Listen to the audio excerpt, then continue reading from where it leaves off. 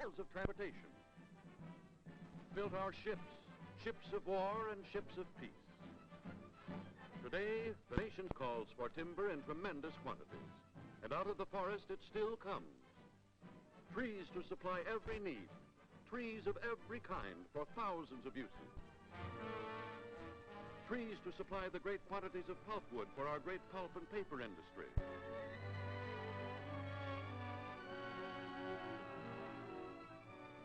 For our newspapers, our magazines, for the hundreds of uses to which paper is put. Trees for matches and telephone poles, for toothpicks and railroad ties, for furniture, musical instruments, airplanes, ships, and clothing.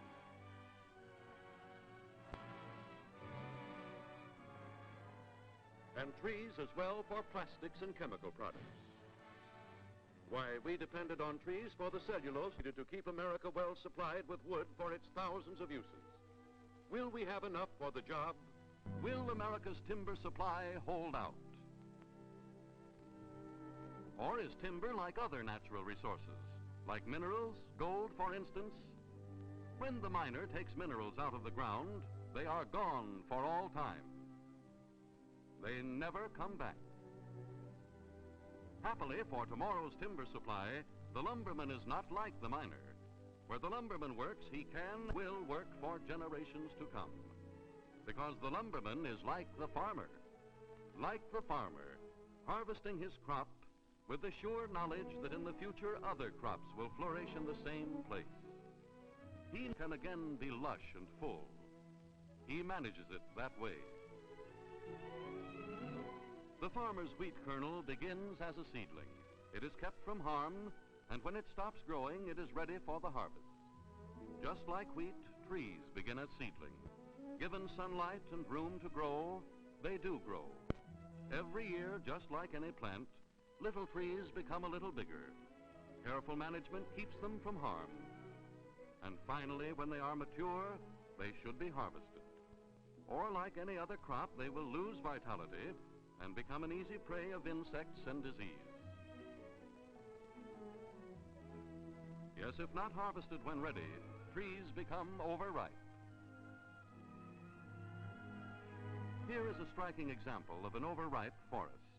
A tree crop practically dead, useless, because it was not harvested in time. When nature creates something and it is not utilized, she lets life go out of it. She allows it to die. And yet, trees like this one need never have been wasted. Instead of rotting away in the forest, it might have served a useful purpose for generations to come. It might have been a schoolhouse. It might have been a home. Or it might have been a place of worship. Fortunately, today these things are clearly understood. Today, from the Pacific Northwest all the way to the southern pine country, wherever timber grows, the men in the forest industries know that trees need not be wasted. In every part of the nation, trees are grown as a crop, cared for and harvested as a crop. And today, the forest industries are working to assure ample timber in the future because of modern forest management.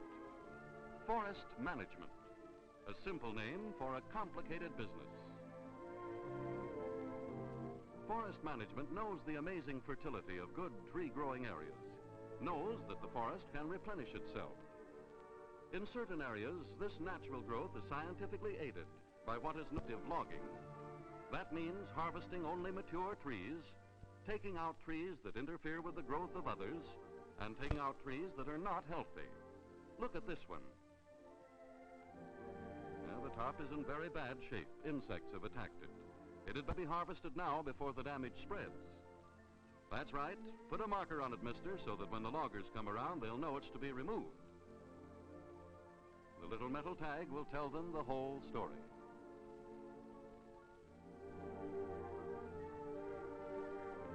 So much for that one.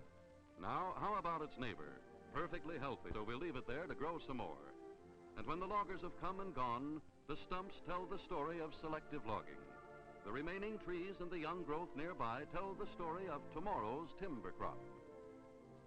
In some locations, and with other varieties of trees, instead of selective logging, an entirely sustained yield. Here, spread over 100 square miles, blocks of seed trees have been left, a splendid illustration of forest management. In the cut areas, the trees have been completely harvested, but the other trees remain untouched, so that they may scatter their seed over the harvested land. Quickly takes root and thrives, because nature has a terrific... Forest management not only helps nature grow trees, it also takes over the vital job of fire protection. 25% of all forest fires are started by careless smokers, something to think about. Deliberate firing, another 25%. Yes, there are people who destroy precious timber out of sheer maliciousness. Brush burning, 14%, not making sure that brush fires are actually out. Lightning, 9%. Summer storms keep forest management on the alert. And the remaining 27% come from a variety of causes. But whatever the cause, the fact remains that fire uncontrolled could nullify management's plans for future timber. That is why in managed forests, special effort is made to fires quickly. At the first sign of smoke, they are accurately located by instruments, even at great distances. In managed forests, every blaze is scientifically fought. There is no waiting to organize volunteers as the blaze gains headway. These firefighters, just like city firefighters, are ready to move when the alarm comes in. And although they may be out in the woods, they've got the best equipment for their purposes that science can devise.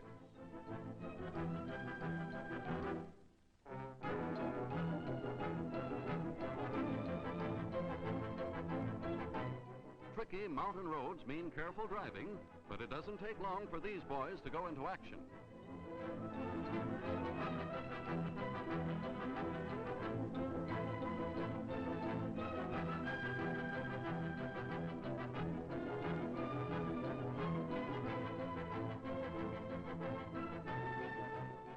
In fighting fires, forest management applies the principle that a small amount of water brought into play while the fire is still small is better than hundreds of frantic men called out when it's too late.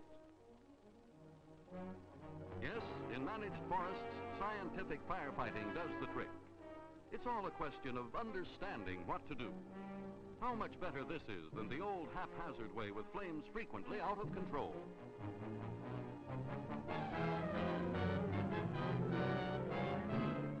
The forest industries know very well the damage that an uncontrolled fire can cause. Dead waste, mile after mile. And the public, too, must be made to know. It must cooperate with the forest industries and with state and federal agencies. It must learn from scenes like this to avoid carelessness when smoking or camping in wooded areas.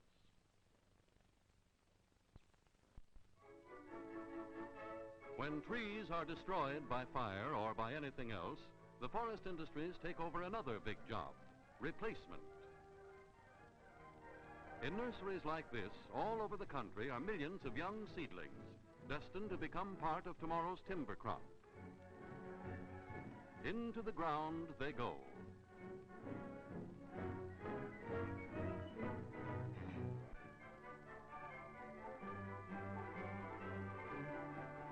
Row after row, mile after mile of strong new growth, sitting in the sunlight, putting on board feet. Skillful forest management and bountiful nature working together. American forest land, under proper management, a vast self-perpetuating resource, the only one of our basic resources that can replenish itself from the earth and from the air. Our forests have always been important. Literally, they have built the nation. But they are doubly important today, for here, before our eyes, is much more than just plain timber. Today, we live on the threshold of a great age of wood, an age in which science will create new and improved ways of using familiar materials. Because trees grow so abundantly, because so much of our land is best suited for the growing of trees, we may confidently expect the forest to furnish mankind with a variety of new and wonderful things, undreamed of services. Even now, we can see the beginnings. Plywood for prefabricated housing, as architects and engineers anticipate many uses for it. The aviation industry creates a plane entirely of plywood.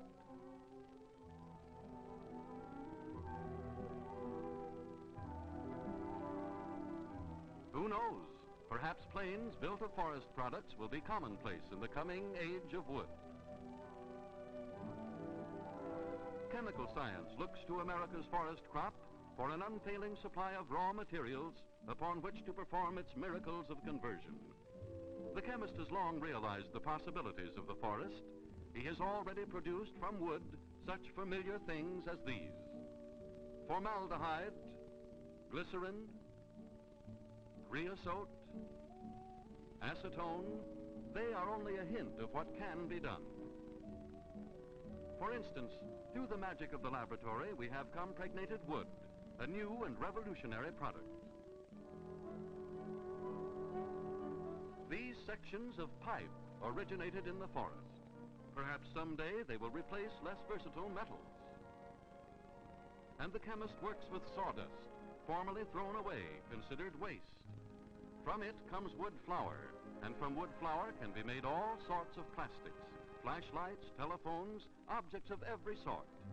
Wood in a fascinating new form, readily molded, lending itself to 1,000 refinements in color and design, helping to make our everyday world easier and more pleasant to live in. Wood helps to make such things as linoleum, molded bowling balls. Even dynamite begins as growing timber. Technicians in the chemical laboratory discovered in the humble woodpile the ingredients for creating a major miracle.